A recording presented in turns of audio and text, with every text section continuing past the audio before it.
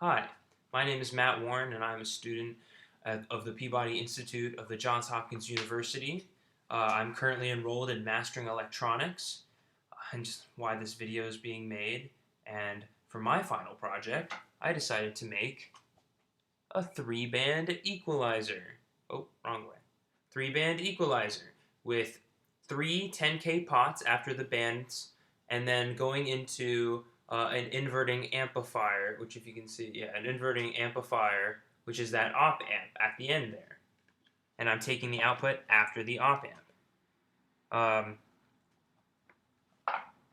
Starting with components, I my lab kit didn't come with any capacitors because I bought it used, but luckily I had this extra kit of electronic parts. But I looked at the sheet to see what the lab kit would have had, so I'm not cheating in that way. So the components I decided to go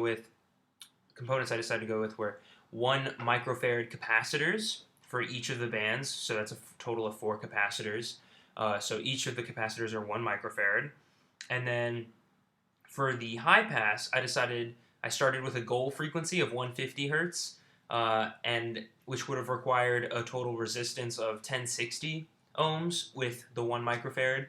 But we don't have 60 ohm resistors, so I had to change it to a 51 ohm resistor, which would change my cutoff frequency of the high pass to 151.43 hertz, which is close enough because it's fine. 1 hertz isn't that big of a deal.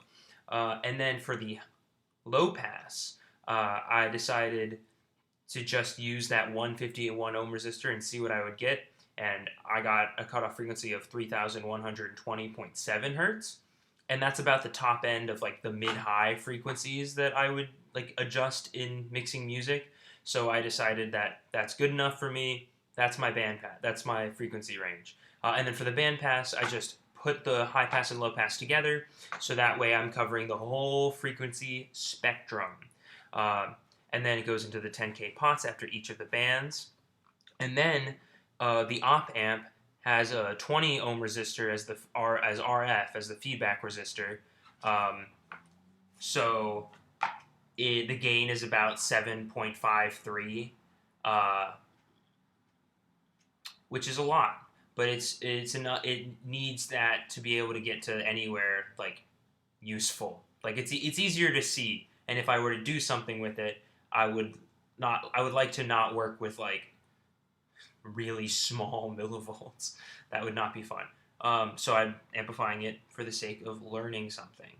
Now I'm going to demonstrate that it works. So I'm not currently playing music.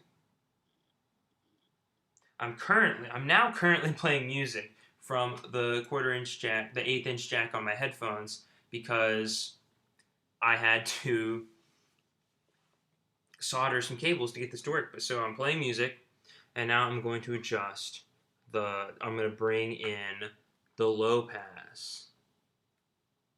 And as you can see, those are like bigger wavelengths, means they're lower frequencies. It's a little noisy, but my soldering's not the best. So okay, let's get rid of that. Let's bring in this high pass. As you can see, those are smaller wavelengths. Those are higher frequencies. All right. See if we can get this band pass to. Come on, just get in there. Hold on. Oh. Okay, there we go. Okay.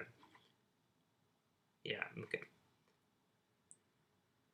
And there it is. There it's back. Okay, that's the band pass. As you can see, I can take it out. I can take it back in. And there you can see all the frequencies in the middle there are those middle frequencies. There's a lot more of them. And then I can do 2 filters at once. So you can see it's a overall lower wavelengths, but it's got all those like frequencies in the middle. That's the low pass and band pass. Or I can do the opposite,